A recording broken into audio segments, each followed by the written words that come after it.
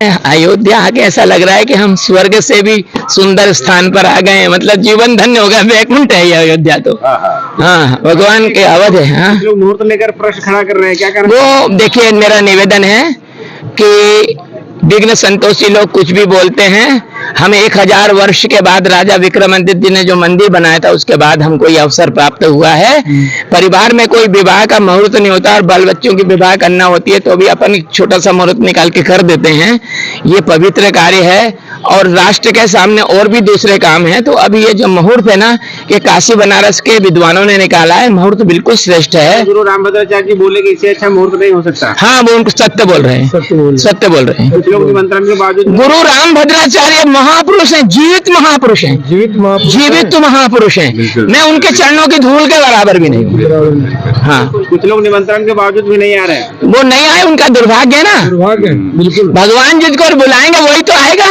जय श्री जय जाने सो ताई जनाई, और जाने तो तुम्हें हो जाएगी। उनके प्रभु इच्छा के बिना क्या हो सकता है जगत में। और कल के लिए क्या संदेश देना चाहेंगे आप? मैं कल के लिए संदेश देता हूँ, है मेरे विश्व के भगवान राम के भक्तों, है सनातन धर्म प्रेमियों, कल हमारे जीवन का, हमारे इतिहास का बहुत स्वर्णिम दिन है। खूब दिवाली बनाओ, खूब मिठाई बांटो, खूब दीपक जलाओ, एक दूसरे को हृदय से लगाओ, प्रेम बांटो। संसार में बंधुत्व, प्रेम और विश्व शांति का संदेश है राम। जय जय श्री राम। हम केरला से आ रही हो, बाराबंकी में एक आश्रम में क्लास देने के लिए आया है। यहाँ पहुँच के हमें ऐसा लगा ये सूर्यवंशी राम भगवान को, रामचंद्र प्रभु को स्वागत करने के लिए बहुत दिन के बाद सूर्य स्वयं निकल आया है। हमें हमारे उनका दर्शन से भी हम श्री रामचंद्र प्रभु का सानिध्य महसूस कर रही हो। सबको श्री रामचंद्र की प्राण प्रतिष्ठा के शुभकामनाएं दे रही हो। राम मंत्र को हमेशा हमारे सीने में लिपट के हमें आगे चलना है। राम हमारा जीवन में है, हर एक बूंद में, हमारे शरीर का, रक्त के हर एक बूंद में राम भगवान है। जय श्री राम। സ്വാമിനി ദേവി സംഗമേശാനന്ദ സരസ്വതി, എന്റെ ഗുരുനാഥൻ സംപൂജ്യ സ്വാമി മഹാമണ്ഡലേശ്വർ പ്രഭാകരാനന്ദ സരസ്വതിയാണ്. ഞാൻ ഇവിടെ വന്നത് ബാരാബങ്കി എന്ന സ്ഥലത്ത് ശിവ യോഗാനന്ദ ആശ്രമത്തിലെ 10 ദിവസത്തെ വേദ ക്ലാസ്സിന് വന്നിട്ടാണ്. അവിടുന്ന് അദ്ദേഹത്തിന്റെ ആ ഒരു നിർദ്ദേശപ്രകാരം ഞാൻ ഇവിടെ വന്നു. ചേതനാനന്ദ സ്വാമിജി ഇന്ന് സൂര്യവംശിയായിട്ടുള്ള ശ്രീരാമചന്ദ്ര പ്രഭുവിന്റെ ആഗമനത്തെ വരവേൽക്കുന്നതിന് സ്വയം സൂര്യഭഗവാൻ തന്നെ ഇവിടെ എഴുന്നള്ളി നിൽക്കുന്നതായിട്ട് നമുക്ക് കാണാം. ശ്രീരാമചന്ദ്ര പ്രഭുവിന്റെ പൂർണ്ണമായിട്ടുള്ള ആ സാന്നിധ്യവും നമ്മുടെ നേരെയുള്ള ആ കരുണയും എല്ലാം ഇതിൽ നിന്ന് നമുക്ക് വ്യക്തമായിട്ട് അനുഭവിക്കാനായിട്ട് സാധിക്കുന്നു. ശ്രീരാമചന്ദ്ര പ്രഭു നമ്മുടെ ഓരോ തുള്ളി രക്തത്തിലും അലിഞ്ഞു ചേർന്നിരിക്കുന്ന ഒരു വികാരമാണ്. അതുകൊണ്ട് എല്ലായ്പ്പോഴും സദാസമയവും जय श्री राम। जय राजस्थान। और यहाँ का माहौल देखकर आपको कैसा लग रहा है? यहाँ का माहौल देकर के हमको ऐसा लग रहा है कि राम जी के काल में, त्रेता युग में जैसा राम राज्य का एक कल्पना थी वैसी उभर रही है, और इस कलयुग में भी राम राज्य की स्थापना कल यहाँ होने वाली है, ऐसा हम स्थिति देखते हैं। राम राज्य में जैसे समभाव से सभी लोग रहते थे, वो पूरा समभाव कल यहाँ अयोध्या से प्रारंभ होने वाला है, ऐसा लगता है। कल के लिए सारे देशवासियों को, सारे सनातनियों को आप क्या संदेश देना चाहेंगे? मैं यही संदेश देना चाहूंगा कि भारत में ये जो मंदिरों की तोड़ने की जो व्यवस्था पनपी और भारत के जो टुकड़े हुए, ये स्थिति क्यों बनी, और मुझे लगता है कि ये स्थिति इसलिए बनी कि भारत के सनातनी जो हैं, हिंदू हैं, वो बटे आपस में। बटने के कारण मंदिर टूटे और पूरी सभ्यता टूटी। इसलिए कल सबसे बड़ा कोई राम के भक्तों का संकल्प हो सकता है, तो वो यही संकल्प है कि हम एकता बना के रखेंगे, और भारत एक होगा तो भारत एक दिन अखंड भी होगा, और राम मंदिर के साथ साथ 5 लाख मंदिर, काशी मथुरा भी वापस आएगी। इसलिए कल सबसे ज्यादा कोई भेंट अर्पित करनी है राम जी को, तो एकता के भाव की अर्पित करनी है कि हम एक रहेंगे। बहुत लोगों को निमंत्रण मिला फिर भी वो नहीं आ रहे हैं, उस पे आप क्या बोलना चाहेंगे? मुझे लगता है कि निमंत्रण मिलने के बाद भी कोई नहीं आ रहे हैं, तो वो अपने वहाँ आश्रम में या घर में रह के ही उत्सव मनाएंगे। और उस राम जी ने रामायण में ये भी संदेश दिया है कि जहां हम कुछ देखें तो अच्छा ही देखने चाहिए, बुराई नहीं देखने चाहिए। इसलिए फिलहाल तो हमें उत्साह, उमंग, प्यार, एकता, समानता वही दिख रही है। बुराई क्या है उसको देखने व्यवस्था है प्रभु श्री राम जी के राज्य राम का जो था, राजा राम जी के अयोध्या नगरी में तो अद्भुत आनंद की प्राप्ति हो रही है। अनेकानेक दिव्य महात्माओं का दर्शन हो रहा है, संतों का समागम वगैरह हो रहा है। और यहाँ जो आप कल महोत्सव होगा उस पे आप संदेश क्या देना चाहेंगे सनातनियों को? हमारे सनातनियों का बहुत बड़ा सौभाग्य का विषय है कि आज हमारे जो 5 शतकों से इंतजार थी हमें प्रभु श्री राम जी का, जो टेंट में थे, आज अपने दिव्य गुफा में, दिव्य अपने गर्भगृह में प्रवेश करने जा रहे हैं। हमारे सनातन धर्मियों से यही संदेश है कि हम सब एक होकर के, जैसे पूर्व में हमारे श्री महाराज श्री ने बड़ा सुंदर उद्घोष किए, एक होकर दीपावली की तरह दीप महोत्सव करें। सभी अपने घरों में प्रभु श्री राम जी की प्राण प्रतिष्ठा का उत्सव मनाएं। कटाक्ष भी कर रहा है कि मंदिर के जगह अगर हॉस्पिटल बन जाता तो बहुत अच्छा होता, उस पर आप क्या कहना चाहेंगे? देखिए, ये दुर्भाग्य है उन सनातनियों का जो सनातन ब्लड होकर के भी इस तरह से मारी सुबाहु की तरह भाषण देते, उचित नहीं है। राम जी का जो दिव्य दरबार था, भारत राम का है और राम के हम हैं, सारा विश्व राम का है। देवगिरी पंथ से आए और विश्व हिंदू परिषद देवगिरी पंथ की तरफ से इसी में वस्त्र और प्रसाद ये सब संतों के लिए 4500 संतों के लिए लाए। तो ये सब संतों को हमको यहाँ पे देना है और संत जितने भी आएंगे, अगर कम भी गिरता है तो हम एक्स्ट्रा भी लाए हैं। तो सब संतों के लिए हम ये प्रसाद बोल के लाए। यहाँ का आप लोगों को कैसा लग रहा है? बहुत सही लग रहा है, बहुत ऐसा लग रहा है कि हम अभी ऐसे जाने का दिल ना बोल रहा है, इधर ही रहने का दिल बोल रहा है। भारत से आए इधर ही रह रहे हैं, ऐसा हम सोच रहे हैं। अलग अलग भाग से आए हुए, यूपी, राजस्थान, गुजरात, मध्य प्रदेश, सब जगह से। और जो यहाँ की व्यवस्था है वो कैसी है? बहुत सुंदर। ये तो कुंभ की, ऐसा समझिए कुंभ का ही छोटा स्वरूप यहाँ पर प्रशासन ने यहाँ पर बनाया। बहुत आनंद आ रहा है संतों के लिए, मानो ऐसा राम जी के द्वार पर कुंभ लगा हुआ है। कल को लेकर आप पूरे सनातनियों को क्या संदेश देंगे महाराज जी? बस राम लला विराजमान हो गए मंदिर में, बड़े आनंद उत्साह के साथ अधिक से अधिक लोग आवे, राम जी का दर्शन करें। भगवान का दर्शन करने से भगवान को भी प्रसन्नता होगी और भगवान के दर्शन से भक्तों को भी प्रसन्नता बहुत होगी। लोग इस पे कटाक्ष भी कर रहे हैं इस मुहूर्त को लेकर, उसमें आप क्या कहना चाहेंगे? उस बारे में हमारे महाराज जी बताएंगे। महाराज जी, बहुत लोग कटाक्ष कर रहे हैं मुहूर्त को लेकर, उसमें आप क्या कहना चाहेंगे? जय सिया राम। ये दुर्भाग्यता है उनका, जो भगवान रामलला के लिए कटाक्ष शब्द आ रहा है। यद्यपि भगवान रामलला का जो प्रतिष्ठा महोत्सव हो रहा है, ये पूरे भारतवर्ष के लिए, विश्व के लिए गौरवान्वित होने की वस्तु है और रामलला का आमंत्रण है, सनातन संस्कृति का आमंत्रण है, जो हमारे आराध्य हैं। तो ऐसी स्थिति में राम शासन को तमाम प्रकार की राजनीति को भूल करके और भगवान के उत्सव को मनाना चाहिए और यही हमारी सनातन संस्कृति है। और जो विश्व में जितने भी सनातनी हैं उनके लिए आप क्या कहना चाहेंगे? भाई, राम जी का जो उत्सव है और राम जी प्रत्येक भारतीय के प्राण हैं, इसलिए भगवान सबके अंदर बसते हैं और सबके अंदर भगवान प्रादुर्भाव होते हैं, सद्बुद्धि देते हैं। तो भगवान रामलला जब हमारे अयोध्या में विराजमान हो रहे हैं तो सबके लिए आनंद उत्सव का महोत्सव है। और भारतवर्ष में जहाँ कहीं हमारे संत महात्मा रह रहे हैं, अपने अपने आश्रमों में बड़े भारी उत्सव हो रहे हैं, प्रतिदिन भगवान का उत्सव चल रहा है। आए हुए हैं, बहुत सौभाग्य की बात है। और मैं अपना गीत प्रस्तुत करना चाहता हूँ।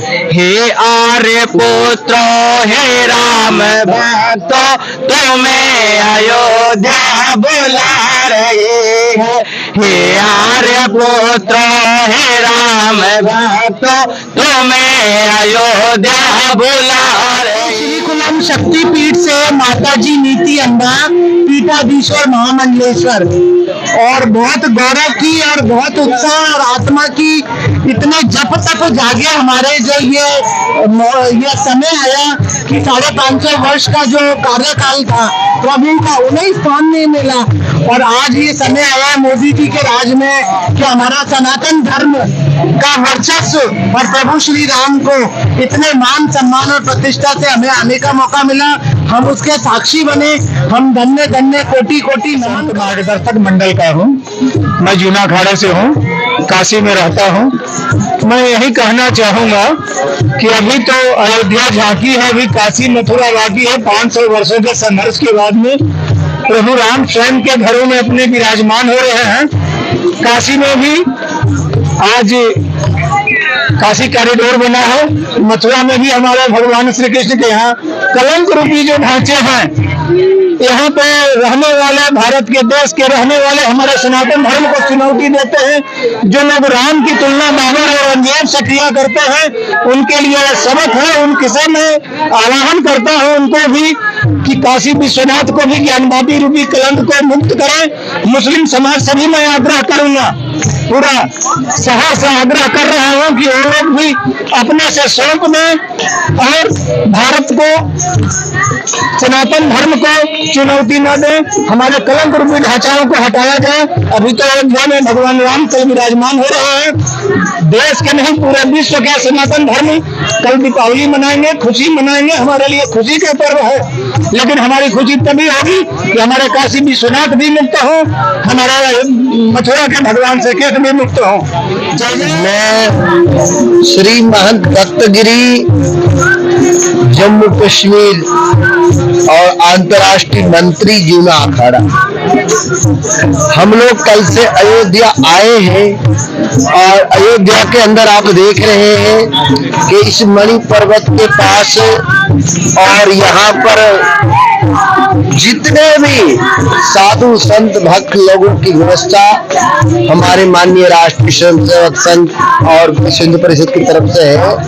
और आप देख रहे हैं श्री अयोध्या जी के अंदर ये जो संतों के कुंभ का मेला जो आप देख रहे हैं, ये भारतवर्ष के अंदर हम लोगों को भगवान राम लला की प्राण प्रतिष्ठा की 500 वर्ष से अधिक हिंदुओं को जो प्रतीक्षा थी, सनातनी सरकार ऐसी आई और उन्होंने करके दिखाया।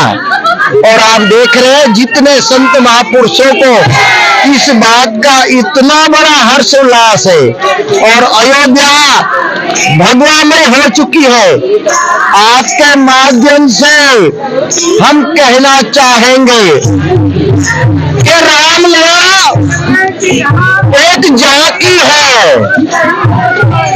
अभी मथुरा और काशी बाकी है।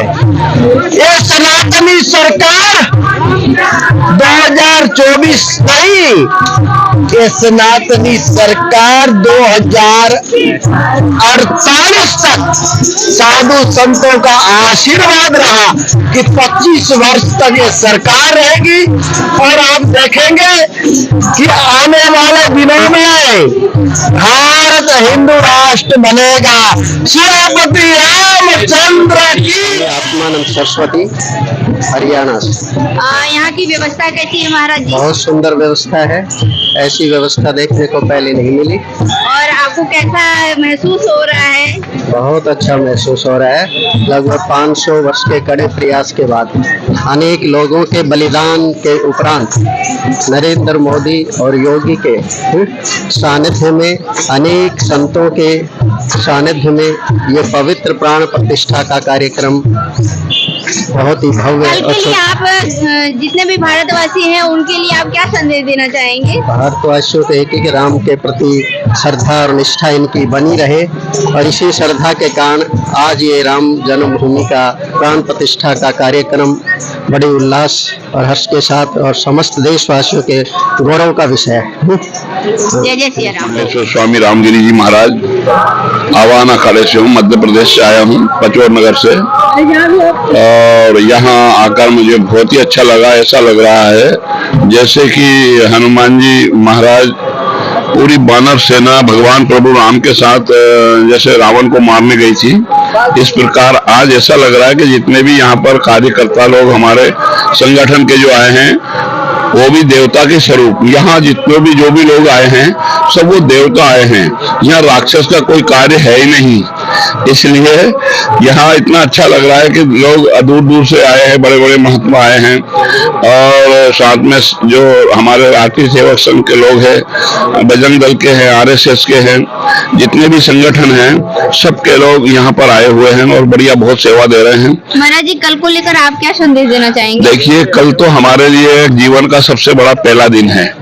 और जैसे हमने जिए हैं, पर जो आज कल के दिन में जिन्होंने भी दर्शन किए हैं और जिनने भी टीवी पे या समाचार में कहीं भी सुन लिया राम का नाम, वो धन्य धन्य हो जाएगा। बहुत लोग महाराज जी मंदिर को लेकर कटाक्ष कर रहा है कि यहाँ हॉस्पिटल होना चाहिए, उस पर आप क्या कहना चाहेंगे? देखिए, हॉस्पिटल तो बहुत सारी अब हमारे पास जगह पड़ी हुई है। पूरे यहाँ पर हमने सुना है कि 12-12 किलोमीटर दूर तक अयोध्या में कोई भी जगह बिकेगी नहीं। वहाँ बड़े बड़े अस्पताल बनेंगे, बड़े बड़े रहने के लिए आवास बनेंगे, बड़े बड़े भोजनशालाएं बनेगी, यहाँ गौशालाएं बनेगी, यहाँ बहुत सारी व्यवस्था को बताया गया है। और बहुत लोगों को निमंत्रण मिलने के बावजूद नहीं आए, उनके लिए आप क्या? देखिए क्या है, ये 3 नीति है। एक तो धर्म नीति, और एक है राजनीति, और दूसरी है, तीसरी आती है कूटनीति। तो जो कूटनीति से आएंगे वो क्या करेंगे यहाँ आकर, और जो राजनीति से धर्म नीति में आए हैं और धर्म नीति से राजनीति में आए हैं वो लोग यहाँ आएंगे। कूटनीति वाले क्या करेंगे? उनको तो ये एक ही बात याद है, जो कूटनीति होती है वही। और कल को लेकर आप पूरे भारतवासी सनातनियों को क्या संदेश देखिए, घर घर में दीपक जलाएं, दीपावली मनाएं, एक से एक को मिठाई खिलाएं, गले मिले, ऐसा प्रेम करें कि वास्तव में कल का जो दिन है हमारे लिए बहुत सराहनीय है और जीवन का सबसे पहला दिन मानता हूँ मैं।